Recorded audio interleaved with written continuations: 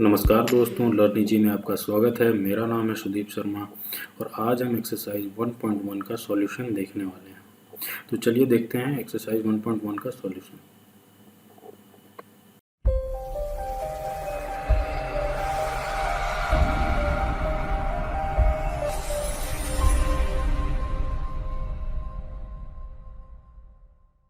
लेकिन एक्सरसाइज 1.1 का सॉल्यूशन देखने से पहले आपके लिए नंबर सिस्टम पे बेस्ड कुछ क्वेश्चंस हैं। वीडियो को पॉज कीजिए, इस क्वेश्चन को अटेम्प्ट कीजिए और कमेंट बॉक्स में इसका आंसर दीजिए। वैसे मैं इसका आंसर वीडियो के लास्ट में बता दूंगा। सॉल्यूशन देखने से पहले यूक्लिड डिवीजन लेमा का रिवीजन कर लेते हैं। Lemma, a lemma is proven statement which is use to prove other statement. यानी लेमा एक ऐसा प्रूवन स्टेटमेंट होता है जिसका यूज़ हम किसी दूसरे स्टेटमेंट को प्रूव करने के लिए करते हैं। डिवीजन लेमा में क्या होता है, अगर कोई दो पॉजिटिव इंटीजर गिवन है a एंड b, तो अगर हम a को b से डिवाइड करें तो हमें दो यूनिक इंटीजर और मिलते हैं और ये इस फॉर्म को सेटिस्फाई करते हैं। a equal to B Q plus R, जहाँ पे a हमारा डिविडेंट होगा, b डिवाइज़र होगा, q कोशेंट होगा और r रिमाइंडर होगा। और r रिमाइंडर 0 के इक्वल या उससे ग्रेटर होना चाहिए और b से लेसर होना चाहिए। ठीक है, एक एग्जांपल के थ्रू समझते हैं। अगर हमें 22 को 4 से डिवाइड करना है तो 4 से डिवाइड करने पे 5 टाइम्स जाएगा, 4 5 जा 20 और 2 रिमाइंडर बनेगा। तो इसको लेमा के फॉर्म में हम कैसे लिखेंगे? इसको हम लिखेंगे 22 equal to 4 into 5 plus 2।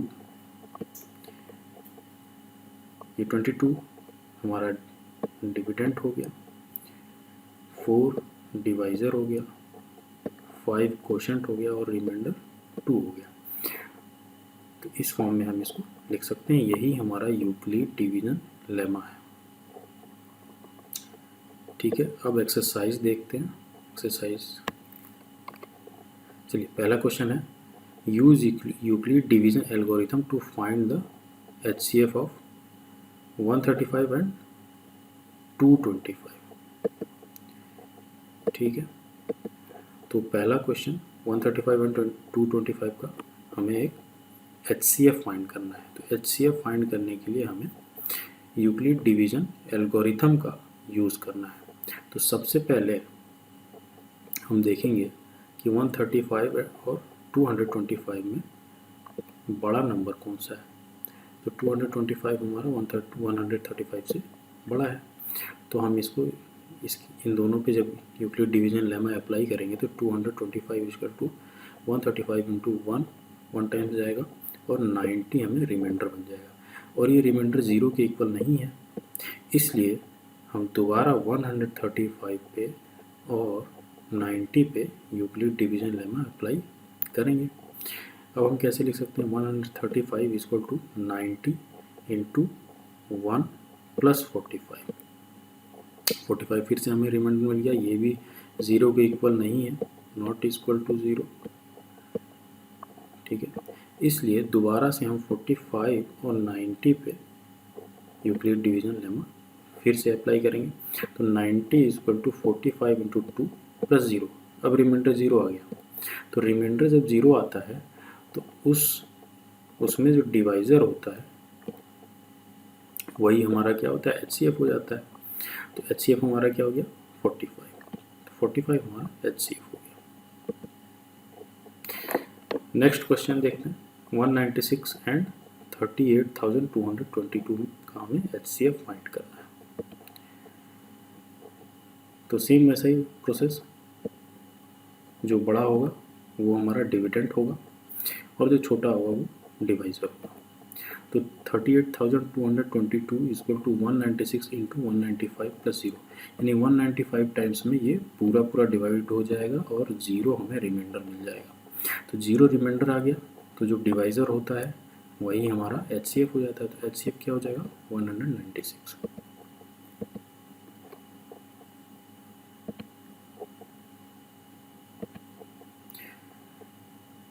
867 and 225 का HCF। इसमें भी 867 हमारा बड़ा है 225 से, तो लेमा अप्लाई करेंगे, डिविडेंड हमारा 867 हो जाएगा और डिवाइजर 255 हो जाएगा। 255 3 टाइम्स में जाएगा और 102 हमारा रिमाइंडर बच जाएगा। और ये ज़ीरो के इक्वल नहीं है, इसलिए ये वापस से एक बार और हम डिवीजन लेमा अप्लाई करेंगे 102 एंड 255 पे। तो 255 इक्वल टू 102 इंटू 2 प्लस 51 हो जाएगा। 51 हमारा रिमाइंडर बच गया, ये भी ज़ीरो के इक्वल नहीं है, इसलिए वापस से आप एक बार और इस पर डिवीजन लेमा अप्लाई करेंगे। तो 102 equal to 51 into 2 plus zero हमें मिल गया, रिमाइंडर ज़ीरो मिल गया। रिमाइंडर ज़ीरो मिल गया तो जो डिवाइज़र होगा वही हमारा HCF हो जाता है, इसलिए HCF हमारा क्या हो जाएगा 867 एंड 255 का HCF हमारा 51 हो गया।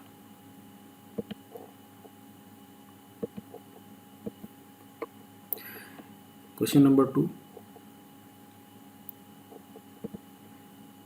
क्वेश्चन नंबर 2, ये क्वेश्चन क्या कह रहा है, so that any positive odd integer is of the form 6 cube plus 1 और 6 क्यूब प्लस 3 और 6 cube plus 5 where q is some integer. जैसा कि मैंने पिछले वीडियो में बताया था कि जब भी इस तरीके का फॉर्म हमें प्रूव करना हो तो क्यू का जो मल्टीपल होता है उसी को हम लेमा में A equal to B Q plus R में जो बी हमारा डिवाइजर होता है बी को हम वही सपोज कर लेते हैं। तो यहाँ पे q का मल्टीपल क्या है 6 है, तो हमने b को 6 सपोज कर लिया। अब लेमा अप्लाई करते हैं तो a equal to 6q plus R के फॉर्म में इसको लिखा जा सकता है, ठीक है। और r की वैल्यू हमेशा 6 से छोटी होगी और ज़ीरो के इक्वल या ज़ीरो से बड़ी होनी चाहिए। यानी r की क्या वैल्यू हो सकती है, रिमाइंडर हमारा हो सकता है 0 1 2 3 4 5, ये रिमाइंडर की वैल्यू होगी, ठीक है।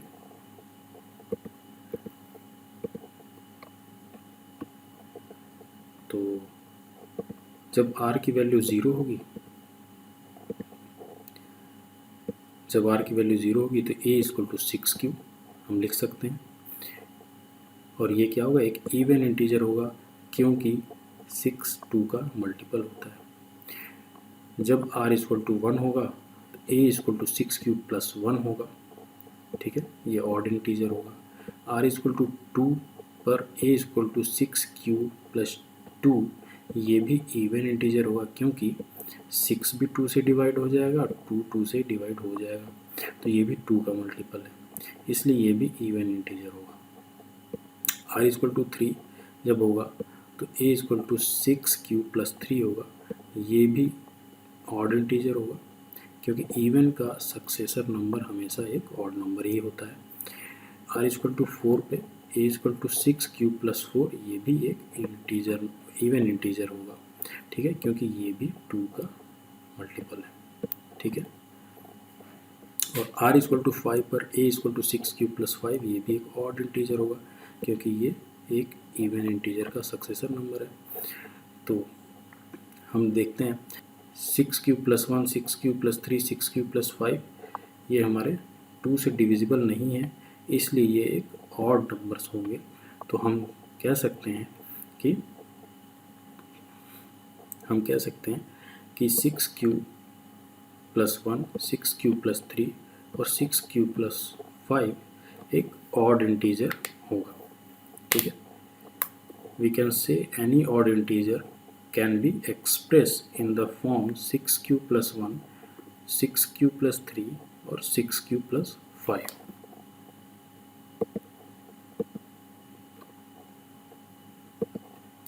थर्ड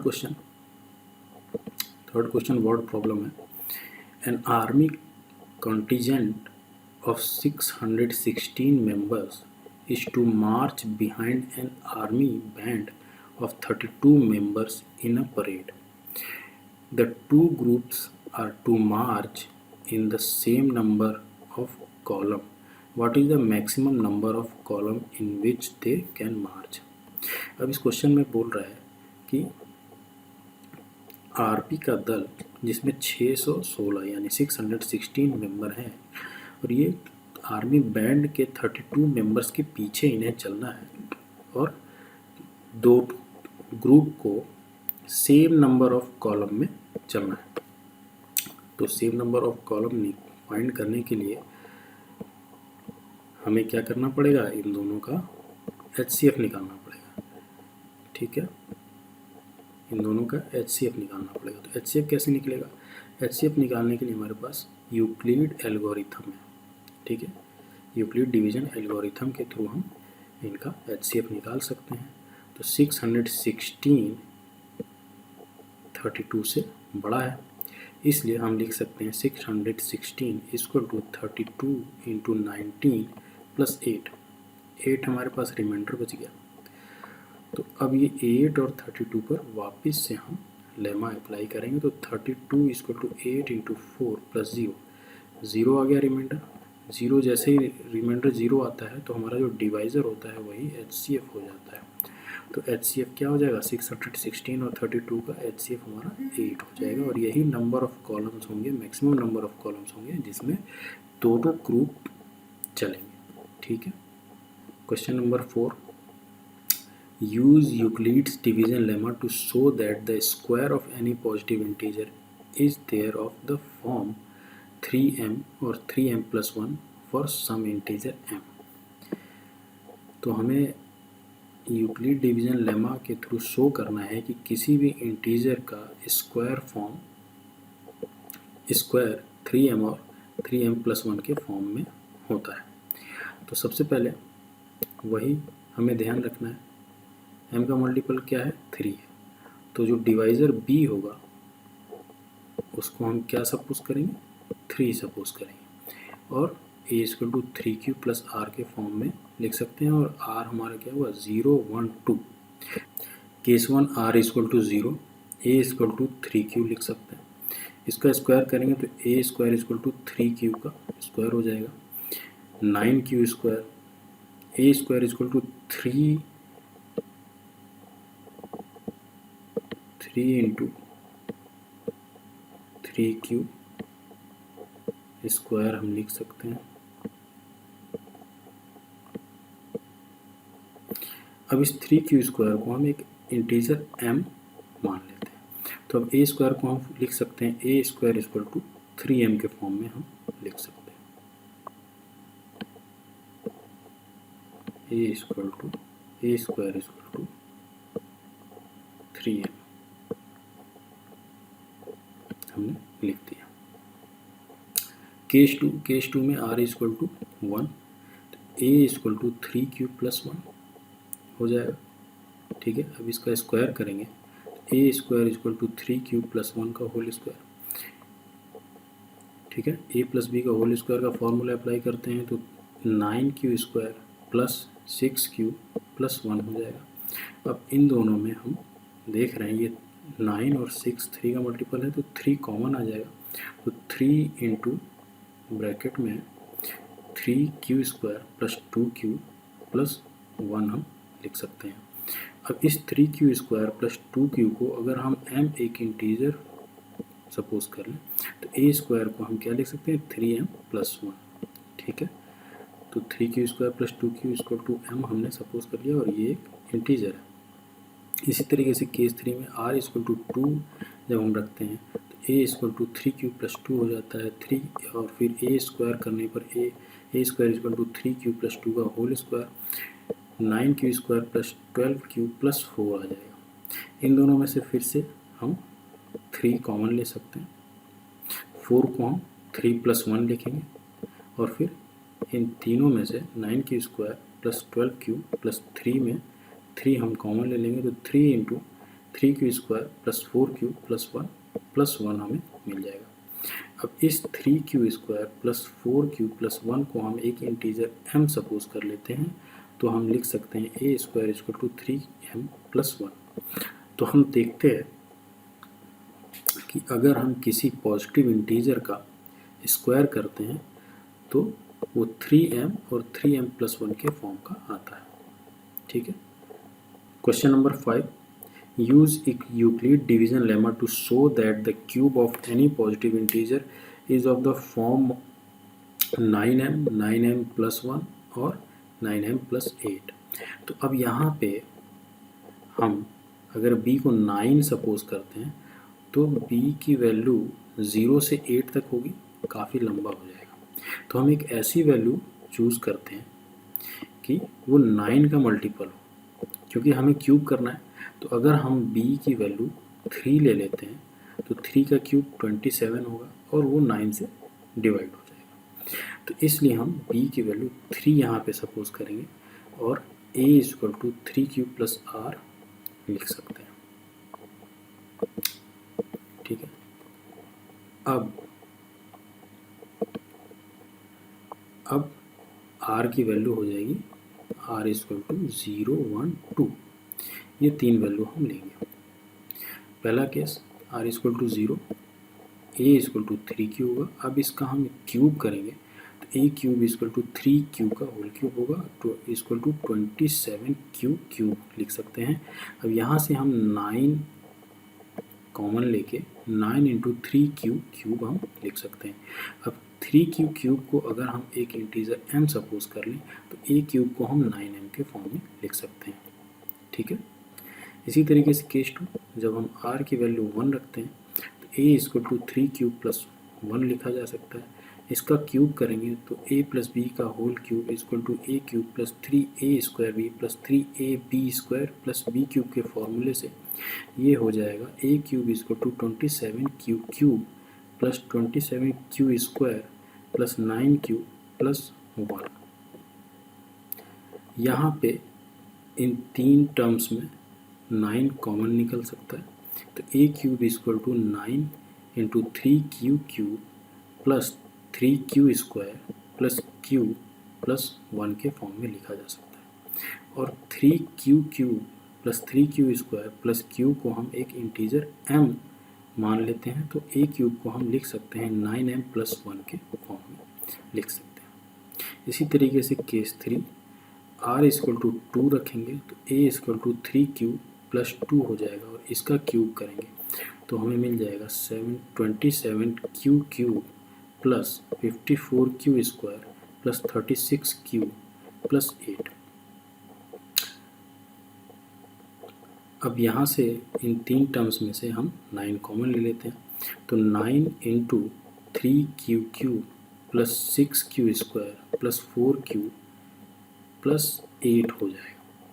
अब इसको 3 + 6 + 4 को हम एक इंटीजर m सपोज कर लेते हैं, तो a क्यूब को हम 9m+8 के फॉर्म में लिख सकते हैं।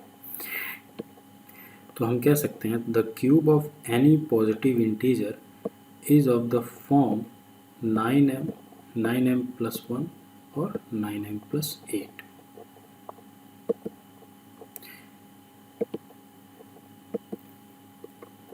ठीक है। अब आज के क्वेश्चन का आंसर देखते हैं। क्वेश्चन है all natural numbers are whole numbers.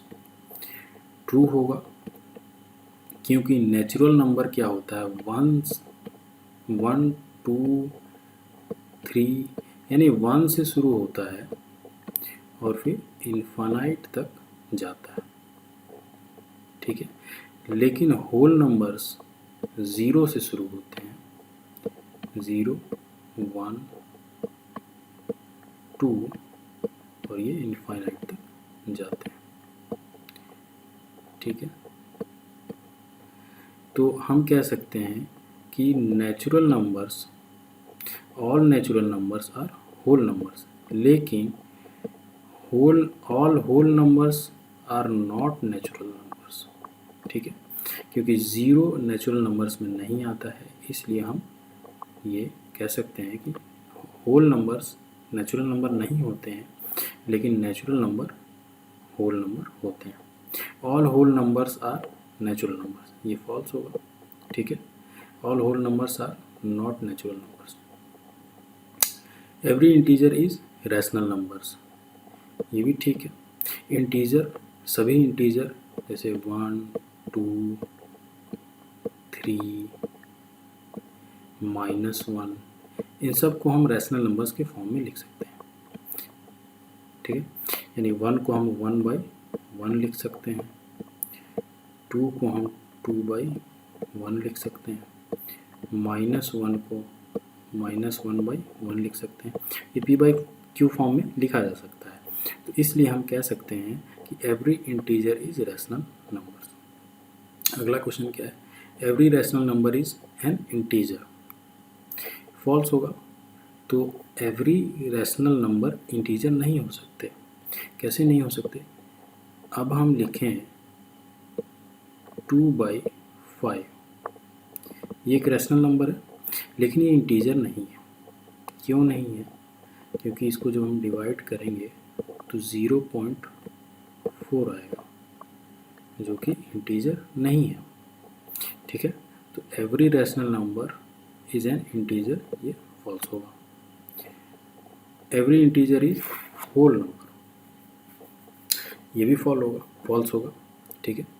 ये भी फॉल्स होगा क्योंकि इंटीजर, होल नंबर तो सिर्फ पॉजिटिव नंबर होते हैं, 0 1 2, ये हमारे होल नंबर्स हो गए, ठीक है। लेकिन इंटीजर हमारा निगेटिव भी होता है, -1 -2, ठीक है। लेकिन ये होल नंबर्स नहीं है, इसलिए ये स्टेटमेंट हमारा फॉल्स होगा। Every rational number is whole number, every rational number is whole number, ये भी फॉल्स स्टेटमेंट है, ठीक है। एवरी रैशनल नंबर जो है होल नंबर नहीं होंगे। होल नंबर हमारा क्या होता है, 0 1 2, इस तरीके से। लेकिन रैशनल नंबर तो हमारा 3/2 भी हो सकता है, 4/5 भी हो सकता है, ठीक है। और ये होल नंबर्स नहीं होंगे, ठीक है। इसलिए ये स्टेटमेंट भी हमारा फॉल्स है।